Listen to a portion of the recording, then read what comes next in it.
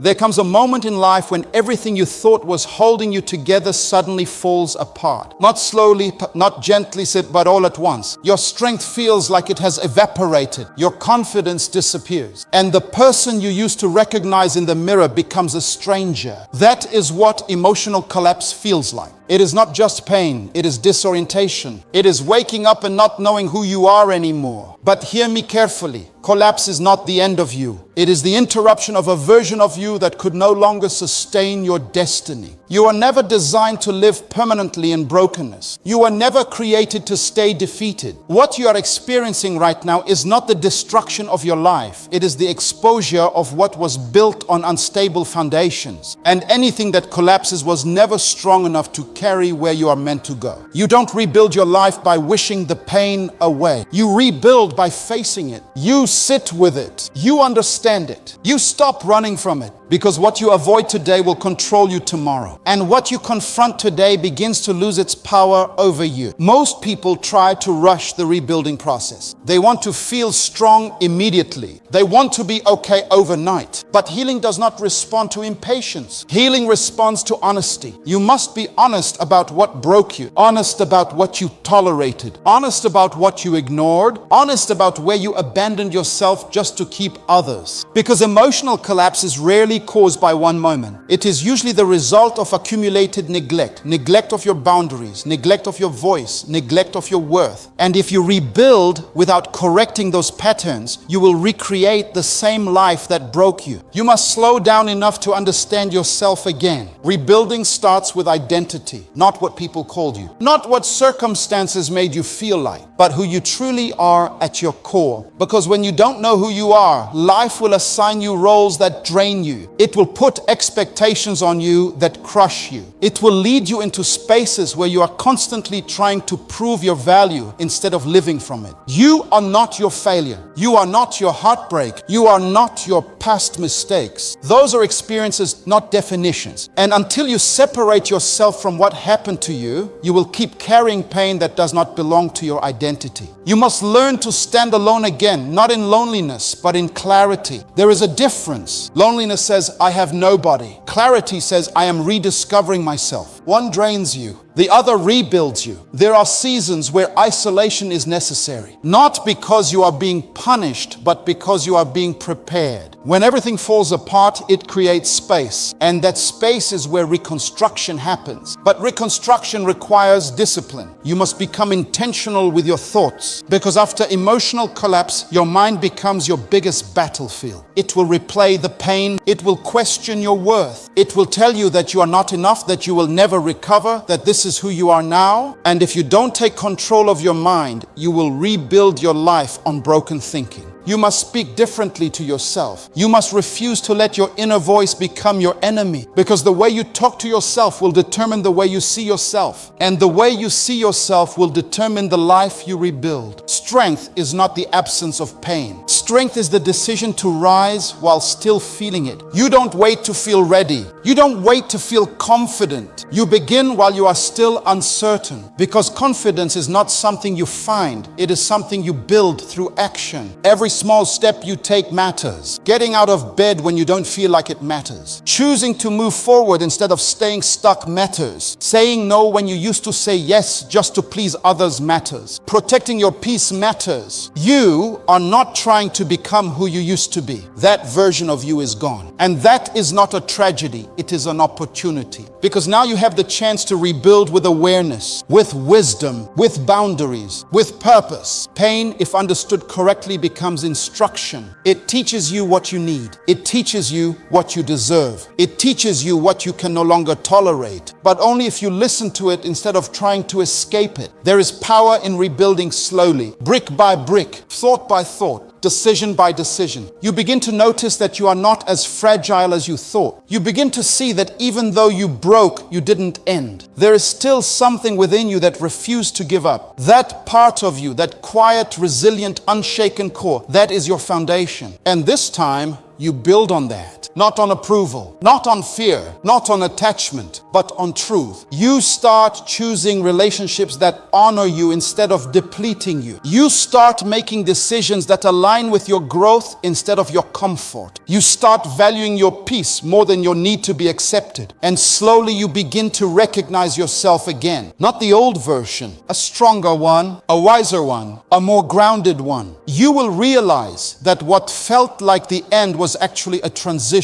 A painful one, yes, but necessary. Because sometimes life has to break you just enough to rebuild you correctly. And when you rise again, and you will rise, you will not be the same person who collapsed. You will be someone who understands their worth, someone who protects their energy, someone who does not abandon themselves for anything or anyone. That is what it means to rebuild. Not just to survive what broke you, but to become someone who can never be broken the same way again. There is something inside you that wants to run, not physically, but emotionally. It wants to escape the weight, the memories, the pressure sitting on your chest when everything goes quiet. It wants relief without process, healing without confrontation, peace without truth. And that instinct to avoid, to distract, to numb is natural. But it is also the very thing that keeps you trapped in the place you're trying to escape. Because pain that is avoided does not disappear. It transforms, it hides, it waits. And then it resurfaces in ways you don't expect. Through anxiety you can't explain, anger you can't control, emptiness you can't fill. What you refuse to face will eventually find another way to face you. So the first step in rebuilding yourself after emotional collapse is not strength. It is honesty. It is the willingness to stop running long enough to look directly at what broke you. And that is uncomfortable. Because facing your pain means acknowledging things you tried to minimize. It means admitting that something hurt you more than you allowed yourself to believe. It means accepting that you tolerated situations that drained you, relationships that diminished you, environments that slowly disconnected you from yourself. And that truth can feel heavy because it removes the illusion that everything was fine. But understand this, healing does not begin when things feel better. Healing begins when things become clear. Clarity is painful before it is powerful. You cannot heal what you continue to deny. You cannot rebuild on a foundation of avoidance. If you try to move forward without understanding what happened, you will carry the same patterns into your future. You will attract the same cycles. You will recreate the same outcomes just with different people and different situations. That is why facing your pain is not optional. It is necessary. You have to sit with it, not for the purpose of suffering, but for the purpose of understanding. You ask yourself the difficult question, not to blame yourself, but to become aware. Where did I ignore my own voice? Where did I compromise my values just to keep something or someone? Where did I allow fear to make decisions for me? Where did I stay longer than I should have? Where did I give more than I had to give? These questions are not meant to punish you. They are meant to reveal you,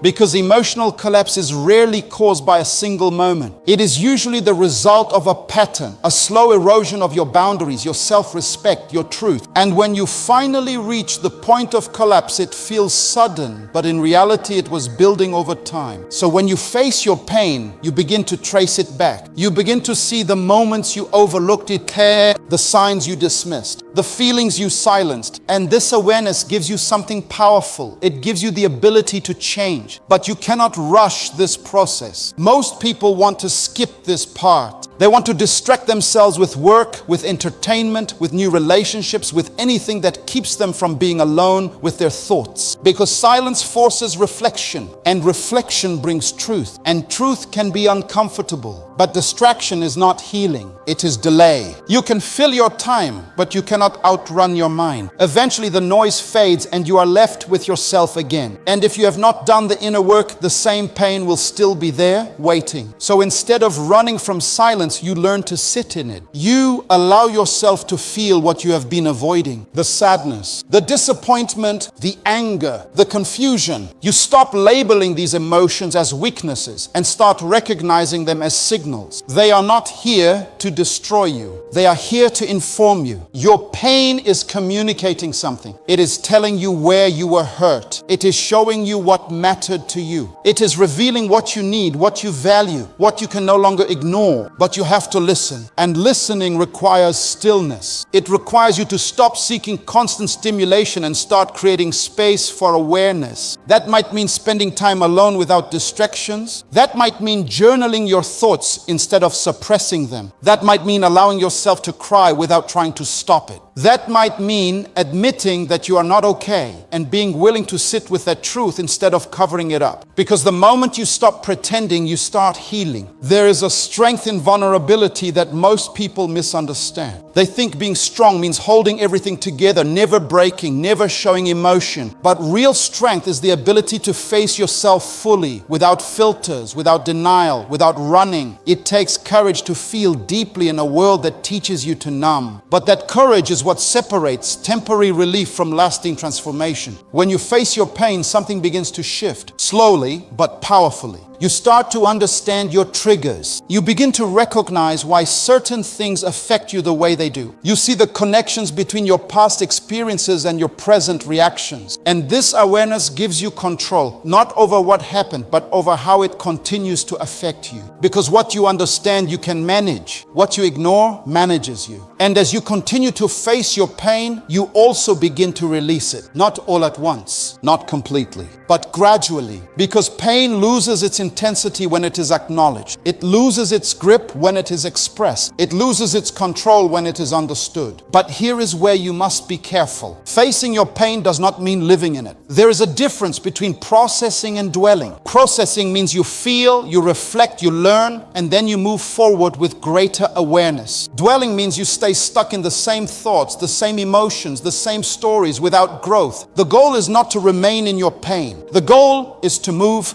through it. And moving through it requires intention. You cannot just feel. You must also interpret. You must extract meaning. You must take what hurt you and turn it into something that strengthens you. You ask yourself, what did this experience teach me about myself? What did it reveal about what I need, what I deserve, what I will no longer accept? How can I use this pain to make better decisions moving forward? Because pain, when understood correctly, becomes instruction. It becomes guidance. It becomes a tool for growth instead of a source of suffering. And this is how you begin to rebuild. Not by ignoring what broke you, but by learning from it. Not by pretending it didn't matter, but by understanding why it did. Not by rushing to feel better, but by committing to become better. This process is not easy. There will be days when you feel like you are making progress and then suddenly something triggers you and it feels like you are back at the beginning. That does not mean you are failing. That means you are human. Healing is not linear, but every time you choose to face your pain instead of avoiding it, you are moving forward, even if it doesn't feel like it in the moment. You are breaking patterns. You are building awareness. You are strengthening your emotional foundation. And over time, you will notice something remarkable. The things that once overwhelmed you will begin to lose their power. The thoughts that once controlled you will begin to quiet down. The emotions that once felt unbearable will become manageable. Not because the past changed, but because you did. You became someone who is no longer afraid to face themselves. And that is where true rebuilding begins. Not in comfort, not in distraction, not in avoidance, but in truth. Because the moment you stop running from your pain is the moment you stop running from your growth. There is a dangerous thing that happens after emotional collapse, and most people don't even realize it. It is not just that you feel broken. It is that you begin to believe you are broken.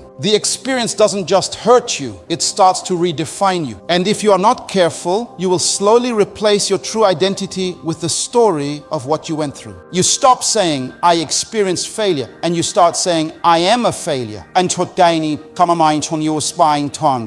You stop saying, I went through heartbreak, and you start saying, I am unlovable. You stop saying, I made mistakes, and you start saying, I am the mistake. And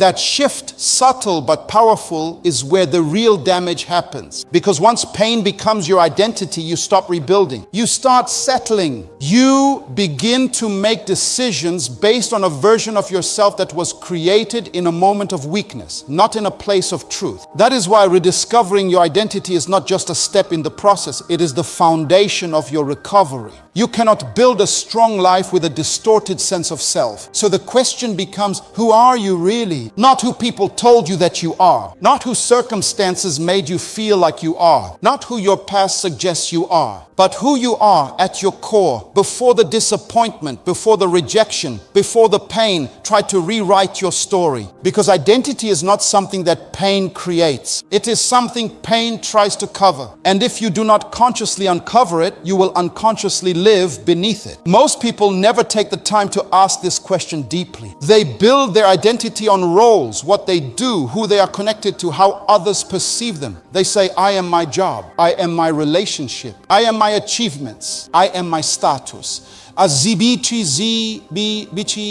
But what happens when those things collapse? What happens when the job is gone, the relationship ends, the achievements lose meaning, and the status fades? If your identity was built on those things, then when they disappear, you feel like you disappear too. That is the emptiness you feel after emotional collapse. It is not just loss, it is disconnection from self. So rebuilding begins by stripping everything back. You remove the labels, you detach from the roles, you step away from the expectations, and you begin the process of rediscovering what has always been there, even when everything else was taken away. Because there is something about you that remained even through the collapse. You are still here, and that matters more than you realize. Because it means that beyond everything that broke, there is something within you that did not. That part of you, that quiet, resilient, unshaken core, is your true identity. But you have to reconnect with it. And reconnection requires reflection. You have to spend time with yourself again, not as a critic, but as a student. You begin to observe your thoughts, your patterns, your desires, your fears, not to judge them, but to understand them. You ask yourself, what truly matters to me? Not what I was told should matter, not what I chase for validation, but what genuinely aligns with who I am. What kind of life do I want to live? Not based on expectations, but based on purpose. What kind of person do I want to become? Not based on who I was, but based on who I am capable of being. These questions are not easy because they require honesty.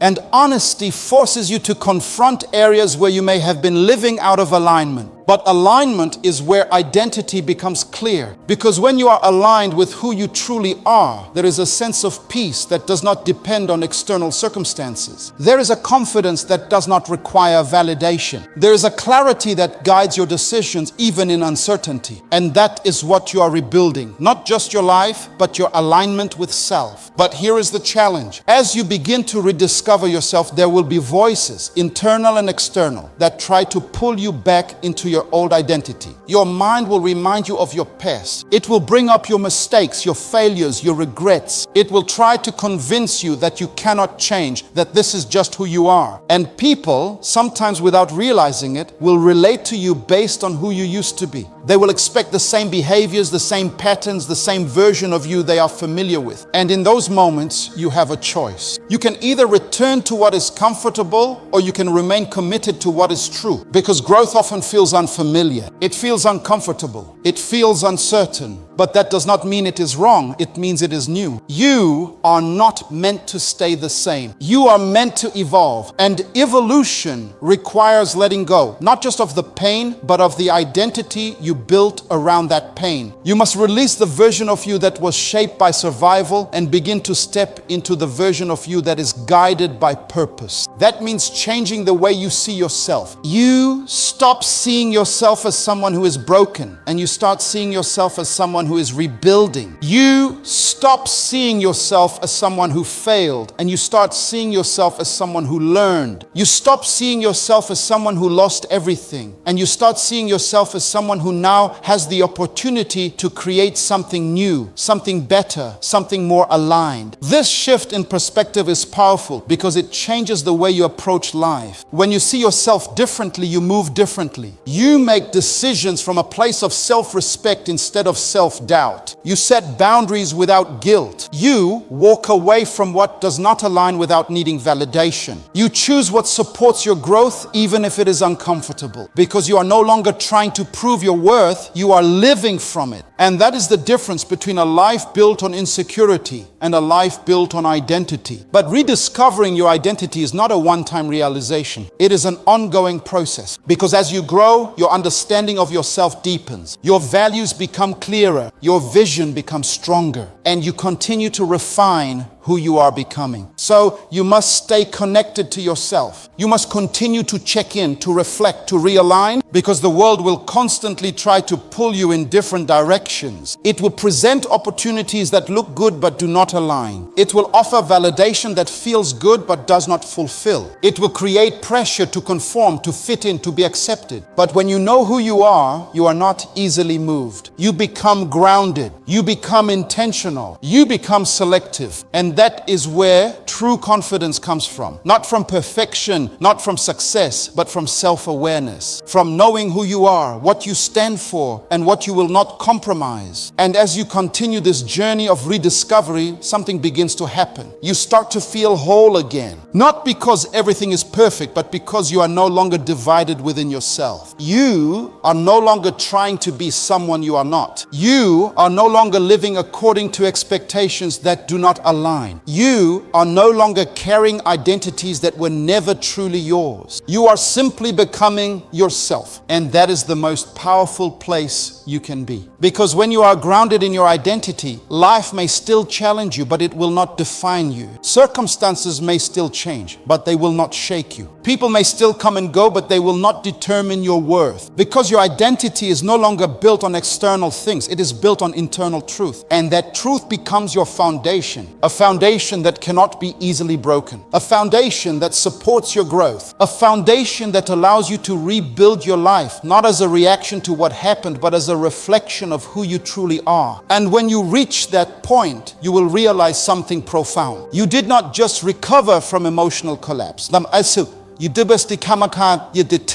You rediscovered yourself beyond it. And that version of you, the one that knows who they are, that stands in their truth, that lives with intention, that version is stronger than anything you lost, because it is real. And from that place, you don't just rebuild your life. You redefine it. After emotional collapse, the greatest battle you will fight is not outside of you. It is within you. It is the silent conversations you have with yourself when no one is around. It is the thoughts that repeat when everything gets quiet. It is the voice in your mind that questions your worth, your future, your ability to ever feel whole again. And if you are not intentional, that voice will become your authority. You will start believing things about yourself that are not true. You will start interpreting your experiences through a lens of pain instead of truth. You will begin to see life not as it is, but as your broken thoughts tell you it is. This is why rebuilding your mind is not optional. It is essential, because your mind is the blueprint of your life.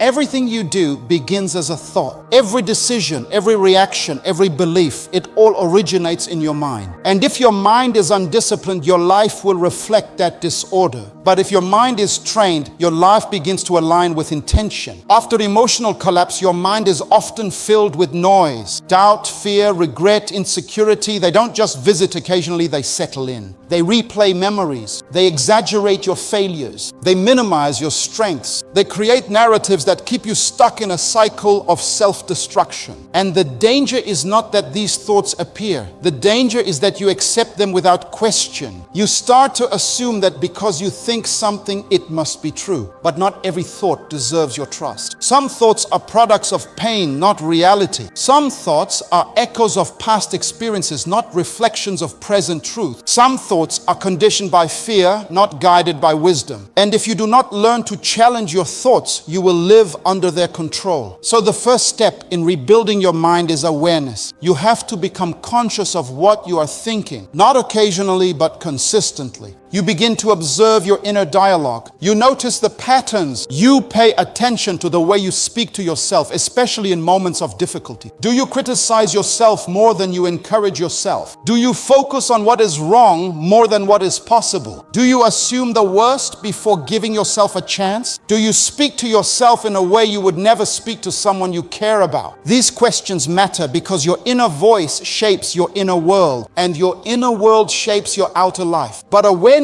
alone is not enough, because once you become aware of your thoughts, you will realize that many of them are not serving you. They are limiting you. They are keeping you tied to a version of yourself that you are trying to outgrow. So the next step is discipline. And discipline is where most people struggle, because discipline requires effort. It requires consistency. It requires you to do what is necessary, even when it does not feel natural, especially in the beginning. Because when you have been thinking a certain way for a long time, it becomes automatic. Your mind defaults to negativity, to doubt, to fear, not because it is correct, but because it is familiar. And breaking that pattern requires intention. You have to interrupt those thoughts. You have to challenge them. You have to replace them. When your mind tells you, oh, you are not good enough, you do not accept it. You question it. Based on what? Is that a fact or is that a feeling? And if it is a feeling, is it coming from truth or is it coming from past pain? When your mind tells you you will never recover, you do not surrender to it. You confront it. You remind yourself that you are still here, still trying, still moving forward. And that alone is evidence that recovery is already in motion. When your mind tries to pull you back into old narratives, you bring it back to present truth. This is not about pretending everything is perfect. This is about refusing to let false thoughts define your reality, because the way you think determines the way you live. If you think you are powerless, you will act powerless. If you think you are incapable, you will avoid opportunities. If you think you are unworthy, you will accept less than you deserve. But if you begin to think differently, even before you fully believe it, you start to behave differently. And behavior reinforces belief. That is how transformation happens. Not in one moment, but through repeated intentional mental shifts. But understand this, rebuilding your mind is not just about removing negative thoughts. It is about replacing them with constructive ones, because an empty space in your mind will always be filled. And if you do not choose what fills it, your old patterns will return. So you must be deliberate about what you feed your mind. You must expose yourself to thoughts, ideas, and messages that align with the person you are becoming. That might mean reading things that challenge your perspective, listening to voices that inspire growth, surrounding yourself with people who speak life, not limitation, because your environment influences your thinking more than you realize. And if you stay in environments that reinforce your broken mindset, you will struggle to rebuild. So you make changes, not out of rejection, but out of protection. You protect your mind, because your mind is not a place for everything and everyone. It is a place for what builds you, what strengthens you, what aligns with your growth. And as you become more disciplined, something begins to shift. Your thoughts become clearer. Your reactions become calmer. Your perspective becomes wider. You stop reacting impulsively and you start responding intentionally. You begin to create space between what happens to you and how you respond to it. And in that space is your power, because you realize that while you cannot control everything that happens, you can control how you interpret it. You can choose your response. You can choose your focus. You can choose your direction, and that choice changes everything. But discipline is not just about what you reject, it is also about what you practice. You must practice thinking in alignment with your growth. You must practice seeing possibilities instead of limitations. You must practice focusing on progress instead of perfection. You must practice patience with yourself, especially on the days when it feels like you are not making progress. Because rebuilding your mind takes time. There will be moments when old thoughts resurface, when doubt creeps in, when fear tries to take over, and in those moments, you do not give up. You go back to the process. You observe the thought. You challenge it. You replace it again and again until it becomes natural, until your mind begins to default to strength instead of weakness, to clarity instead of confusion, to truth instead of distortion. And when that happens, you will notice a change, not just in your thinking, but in your life. You will begin to carry yourself differently. You will approach challenges with confidence instead of fear. You will make decisions with clarity instead of hesitation. You will stop seeking validation and start trusting your own judgment, because your mind is no longer working against you. It is working for you. And that is when rebuilding becomes powerful, because now you are not just recovering, you are evolving. You are becoming someone who is mentally resilient, someone who does not collapse under pressure but adapt, someone who does not get controlled by emotions but understands them, someone who does not get lost in negative thinking but knows how to redirect it. And that version of you is not created by accident. It is created by discipline, daily, consistent, intentional discipline. The discipline to monitor your thoughts, the discipline to challenge what is not true, the discipline to choose growth over comfort, the discipline to keep going even when it feels easier to fall back. Because every time you choose discipline, you strengthen your mind. And every time you strengthen your mind, you strengthen your life. So you do not wait for your mind to change on its own. You train it, you guide it, you take responsibility for it. Because your mind is the tool you will use to rebuild everything else. And if you master it, there is nothing you cannot overcome. That is the power of a disciplined mind. It does not remove challenges, but it transforms the way you face them. And in that transformation, you rise. There is a moment after emotional collapse where you realize something uncomfortable but necessary. Nothing changes unless you do. Not your environment, not your circumstances, not your life. You can understand your pain, you can rediscover your identity, you can even begin to discipline your mind, but until you move, nothing truly rebuilds. Because healing is not just something you feel, it is something you practice. And this is where many people get stuck. They wait. They wait to feel ready. They wait to feel confident. They wait for motivation to come back, for clarity to arrive, for the pain to completely disappear before they take the first step forward. But here is the truth. If you wait until you feel ready, you will wait forever. Because readiness is not a feeling. It is a decision. You do not move because you feel strong. You move because you decide that staying where you are is no longer an option. And that decision is what begins the process of intentional action. Rebuilding your life after emotional collapse is not about one big breakthrough moment. It is not about a sudden transformation where everything changes overnight. It is about small, consistent, deliberate actions that slowly reshape your life. Action is the bridge between who you are now and who you are becoming. Without it, everything else remains potential.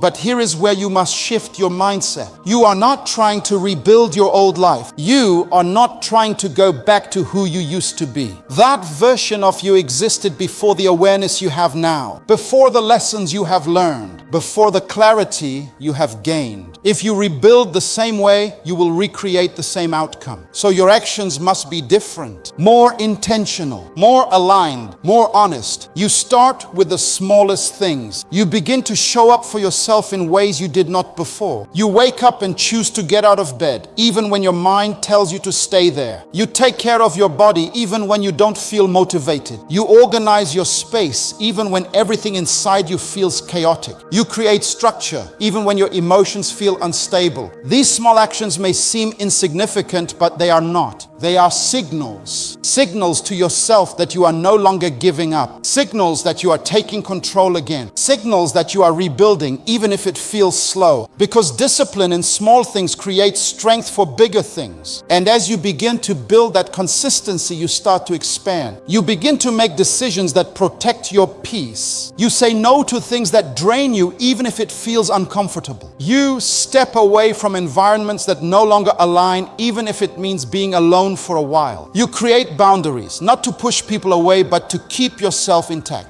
Because every time you choose yourself, you reinforce your worth. And that is a powerful shift. Because in the past, you may have acted out of fear of losing people, fear of being rejected, fear of not being enough. But now your actions are guided by something different, self-respect. And self-respect changes everything. It changes what you tolerate. It changes what you accept. It changes what you pursue. You begin to realize that rebuilding is not just about moving forward. It is about choosing better habits, habits, better decisions, better environments, better standards. But choosing better is not always easy because growth often requires discomfort. It requires you to do things that feel unfamiliar, to step into situations that challenge you, to take risks that your old self would have avoided. And in those moments, your mind will try to pull you back. It will tell you to stay where it is safe, where it is predictable, where it is comfortable. But understand this, what is comfortable is not always what is healthy. Sometimes what feels safe is actually what is keeping you stuck. So you must learn to act in alignment with your future, not your past. You must make decisions based on where you are going, not where you have been. And that requires courage. The courage to take action without guarantees. The courage to move forward without certainty. The courage to trust that even if you don't have everything figured out, you're still capable of figuring it out along the way. Because clarity does not always come before action. Sometimes clarity comes because of action. You take a step and then you understand more. You try something new and then you discover what works and what doesn't. You move forward and then the path begins to reveal itself. But none of that happens if you stay still. So you take the step, even if it is small. Even if it feels insignificant, even if it feels uncomfortable, because every step matters. Every action builds momentum, and momentum creates change. But here is something important to understand. Intentional action is not about perfection. You are going to make mistakes. You are going to have days where you fall back into old habits. You are going to experience moments where you feel like you are not making progress. And that is okay. Because progress is not about being perfect. It is about being consistent. It is about continuing to move forward even when it is not smooth. It is about getting back up even when you slip. It is about refusing to let temporary setbacks define your direction. Because rebuilding is not a straight line. It is a process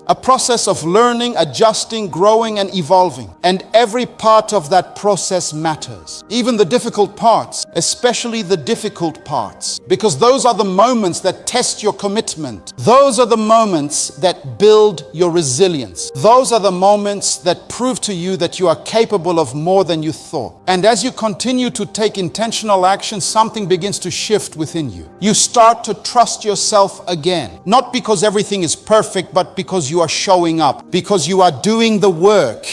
Because you are proven to yourself through your actions that you are reliable. And self-trust is one of the most powerful things you can rebuild. Because when you trust yourself, you stop second-guessing every decision. You stop doubting your ability to handle challenges. You stop looking for external validation to confirm your worth. You begin to move with confidence. Not arrogance, not ego, but quiet, grounded confidence. The kind that comes from knowing that no matter what happens, you will find a way through it. Because you have already started, you have already taken steps. You have already faced things that you once thought you could not handle. And that experience becomes your evidence. Evidence that you are stronger than you thought. Evidence that you are capable of change. Evidence that you are not the same person who collapsed. And that realization fuels your growth. It pushes you to keep going, to keep building, to keep choosing better. And over time, those small actions you started with, they compound. They create habits. They shape your lifestyle. They redefine your identity. You are no longer someone who is trying to rebuild. You become someone who is rebuilt. Not because you reached a final destination, but because you created a way of living that supports your growth. A way of thinking that empowers you. A way of acting that aligns with your purpose. And that is the true power of intentional action. It turns healing into transformation. It turns effort into identity. It turns possibility into reality. So you do not wait. You do not hesitate. You do not allow fear to keep you in the same place. You move one step at a time, one decision at a time, one action at a time. Because every action you take is a declaration that you are no longer defined by what broke you. A declaration that you are committed to becoming something greater. A declaration that you are rebuilding, not just your life, but yourself. And that commitment is what changes everything.